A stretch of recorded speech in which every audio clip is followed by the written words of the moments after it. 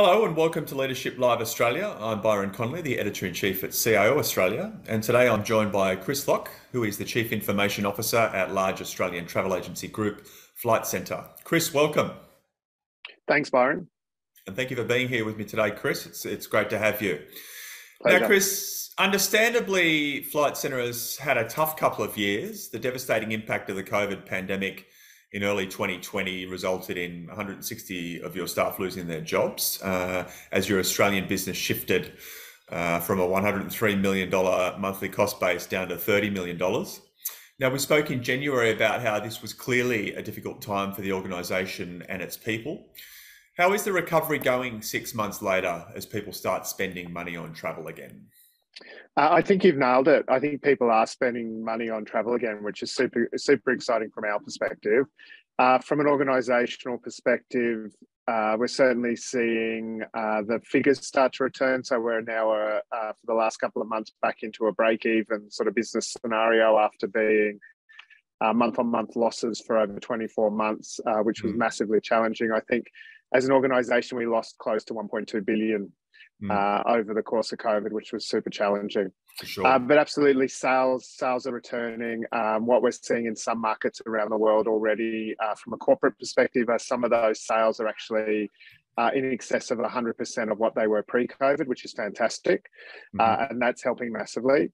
A couple of challenges we will have, though, or have already, one being the same challenge everybody else is facing across the nation, is how do we get staff? How do we get more staff into our stores to be able to accept all of the people coming in?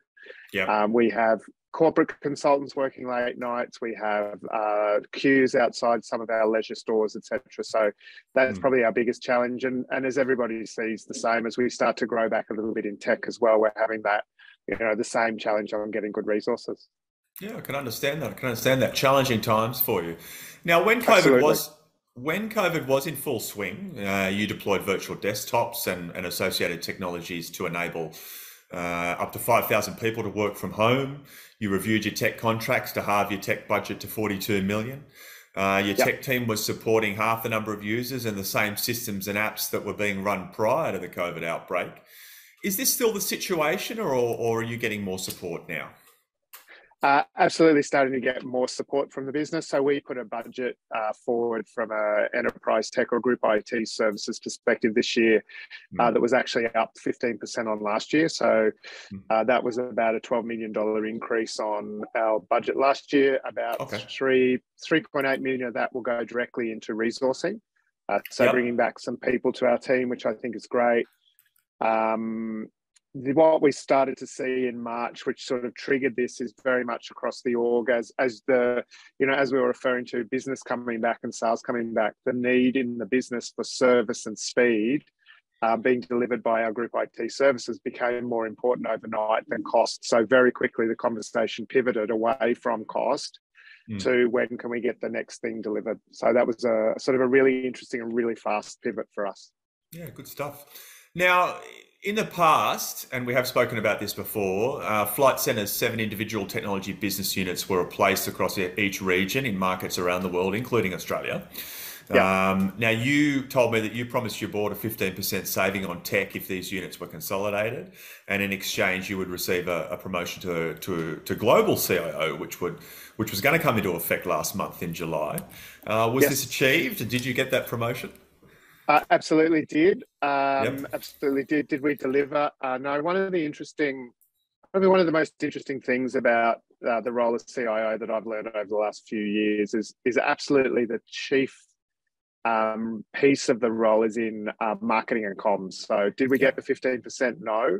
But we absolutely sold a great story. But in saying that, we've delivered somewhere between 7 or 8% additional savings with a view to looking at, we've got a further plan to be able to deliver the rest.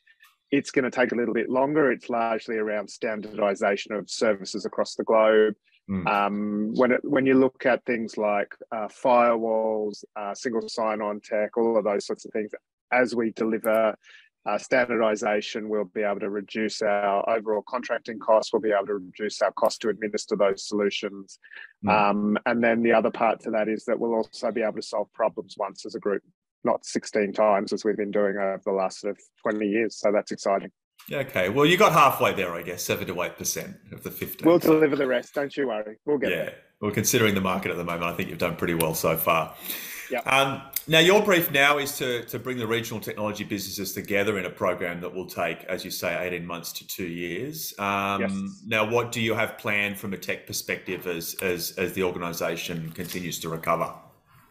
Absolutely. It's a back to basics sort of program on 2 levels. One, it's about delivering some great services, but it's also at the same time standardizing those services around the world. We've been a very heavily federated organisation where we've solved the same problems in regions around the world, like North America, Europe, Asia Pac, with different products, different solutions. So very much it's a standardization approach.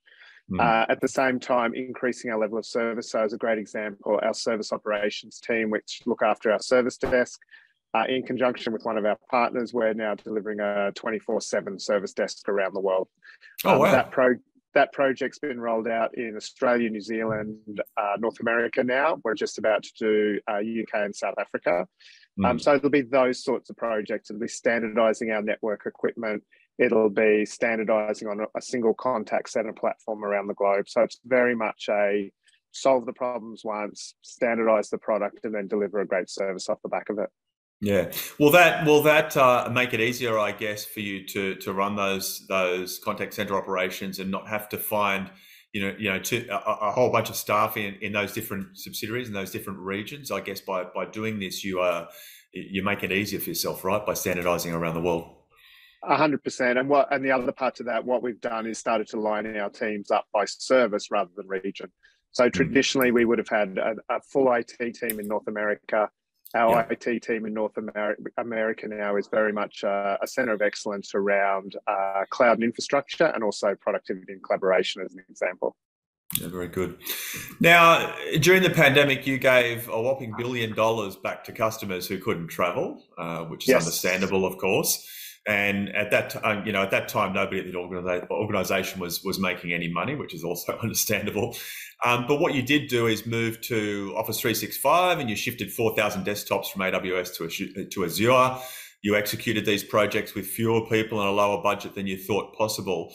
I would think that one of the key lessons here is that you can do more with less. I mean, is that true? And does this mean that your tech budgets will remain sort of fairly tight for years to come as you continue to recover? Absolutely, you can do more with less. We discovered that. The other challenge we'll have as an organisation moving forward is that the margins in our industry are starting to shrink. Airlines are becoming more challenging to deal with. I think you'll see as fuel prices are going up, etc., it'll be impacting airlines. They'll want to take margin out of their supply chain somewhere. So we will have a cost-sensitive business for the next 5+ years, absolutely.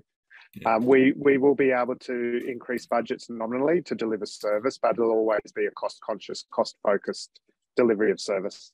Yeah, can understand that. Now, Chris, lastly, what are some of the other key lessons that you've learned over this sort of 2.5-year period? And secondly, how are you going to apply those lessons to future technology projects and business projects for that matter, to ensure that they meet Flight Centre's business objectives?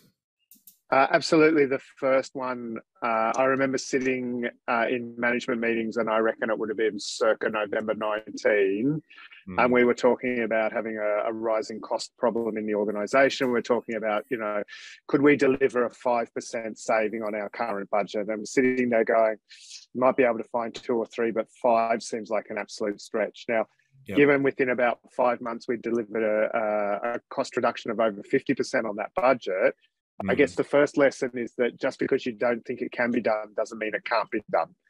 So doing the impossible is actually something we've really thrived on over the last couple of years. So that's been interesting.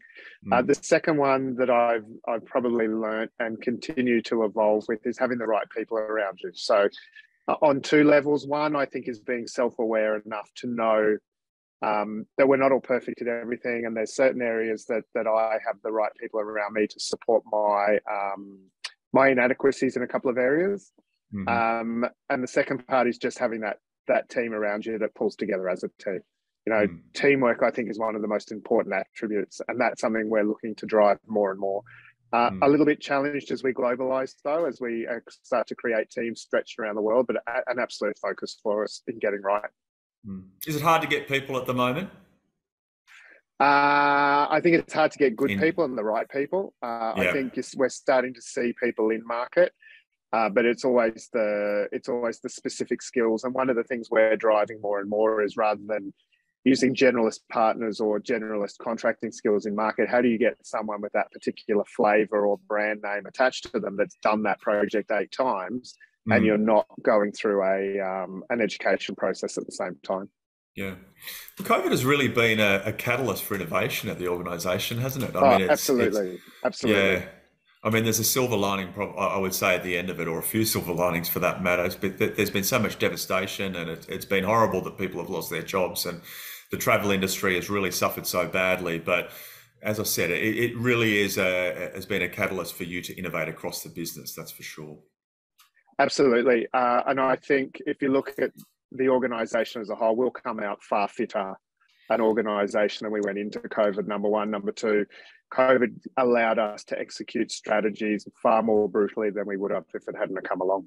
So it's been a really interesting couple of years, absolutely. For sure. Okay, we'll leave it there, Chris. Thank you very much for joining me today on Leadership Live, and we'll hope to see you again at some point soon with another update. Perfect. Thanks, Byron.